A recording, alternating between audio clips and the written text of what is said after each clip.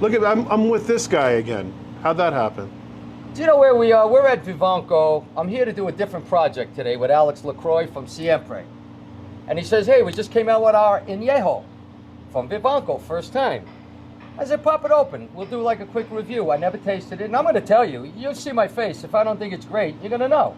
I'm going to be honest with you. But we're going to try it. I love Siempre. I love Vivanco. So I have a feeling I'm going to like it. Give it a shot, brother. Yeah, pop it open. Let's crack it open. This is first time we ever open a Siempre Anejo bottle from NOM 1414. Vivanco. Kind of a big deal. It is kind of a, this is it. Yeah. It's never been on the, this is it. This is it. Yeah, you will never see another of the old, the brown glass, the old bottles out of a previous distillery. Yeah, previous distillery. You won't mention it. Ooh, you hear that? It's a nice pop. It's a fresh pop. So here we are. We've done a few things today, and Alex said you got to try my new Anejo. It's nice. Wow. It's got like a burnt caramel kind of thing going on, like an earthy. Yeah. So what's going on in here is when we start, we were look. They're always doing experimental batches of tequila here, and when we came for the first time, we were doing different batches to try to nail our Siempre Plata 1414 profile. Right. So, these are barrels that had champagne yeast, some of them rum yeast, some of them wild yeast, some of them like citrus-based yeasts, and everything was stored in a variety of different types of barrels. So mostly ex-American oak, ex-bourbon, some ex-wine. And so what this is ultimately a blend of a ton of different barrels, and that's how we're going to do it. Sergio and I, we're going to do a tasting panel with the rest of the Siempre crew. And every batch of Anejo, every different lot, is going to be slightly different because we're going to be doing these blends with our barrel stock. Well, that's a good thing. That shows you how traditional and artisanal it is at that point. Yeah. So what's in here? How is this made? Okay, so this guy is a blend mostly of ex-American oak, some new American oak, second or third use. Okay. And I think there might be some wine barrels that are in there in that blend that we did. And what we did is as usual, a bunch of crazy folks that we are, we lay out a bunch of different barrel options. We nose them, we combine them, and we blend them. And this is a fairly big batch. Like Anna, what size is this lot? How many did we do of this? I think this is almost like a full container load. Yeah. So we're getting 1,900 cases. Yeah, so 1,900 cases. So we're talking about a lot of barrels and a lot of tasting and a big blend here. Okay, right? so you guys are going to be able to buy this. You're going to see it everywhere. Absolutely. So you're stone oven cooked. Yeah. Shredder roller. Yeah, shredder roller. Stainless steel or wood? This is all stainless steel because this was from a year ago before they put the wood tanks in. Okay. Right.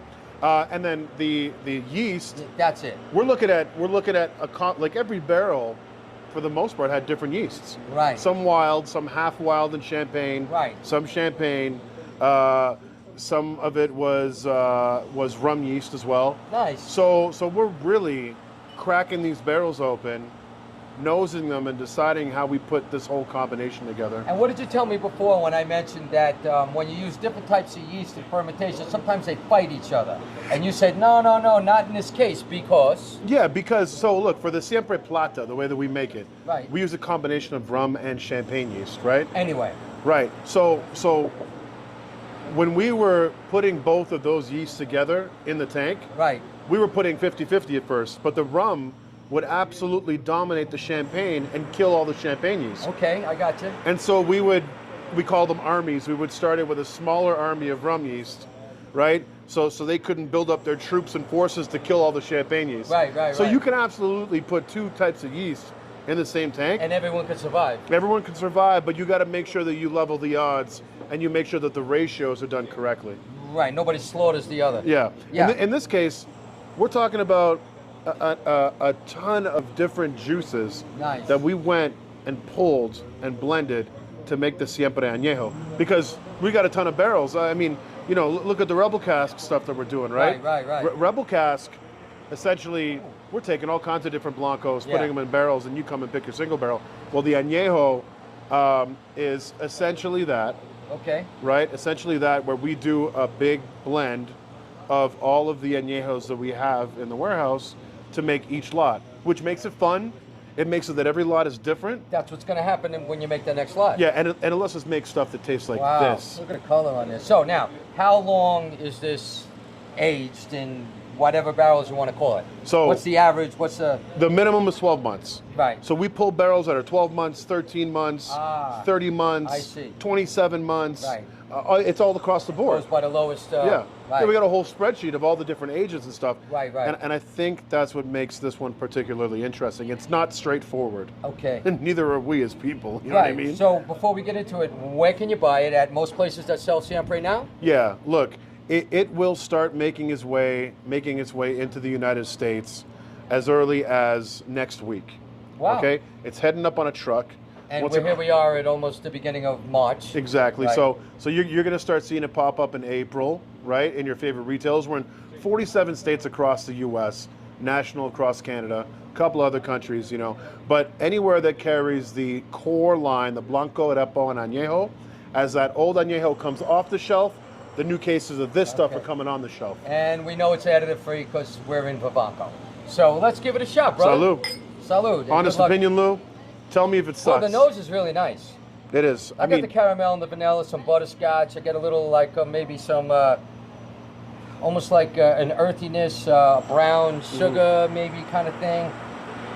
Nutmeg maybe a pinch of something like that. Bit. You know, it's weird. I get a touch of mint sometimes. There's a little bit of a bitterness to it that I really liked about it when we made the blend. There is, just a little tiny bit. Yeah. Wow, that's nice. That's really nice to sip on.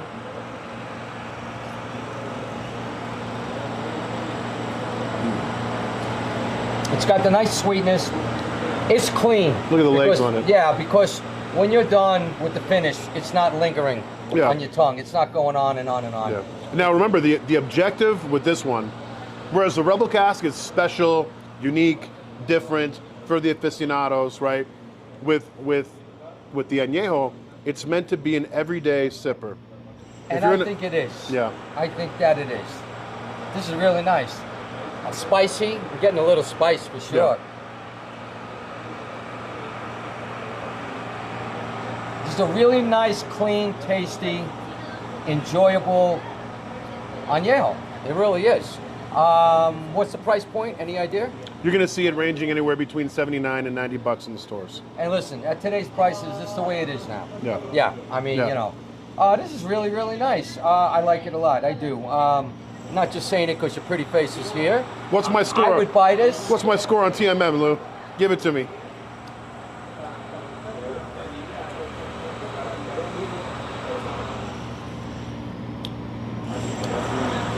This is 88, 89. Easy. No, it is. This is good. I recommend it. This is a really good Anejo from Siempre. It's delicious. It's got a lot of different things going on in the production technique like you described. You're not going to be disappointed. This is clean. This is good. This is Siempre. It's a hell of a step up from where we came from, I think. Yeah. We'll keep that nameless. This is Siempre is really going places, guys. They're on fire. This is great stuff, Alex. Good luck. Congratulations. I love it. Salud. Salud. Lou Agave, Long Island Tequila, and Alex LaCroix. Hey.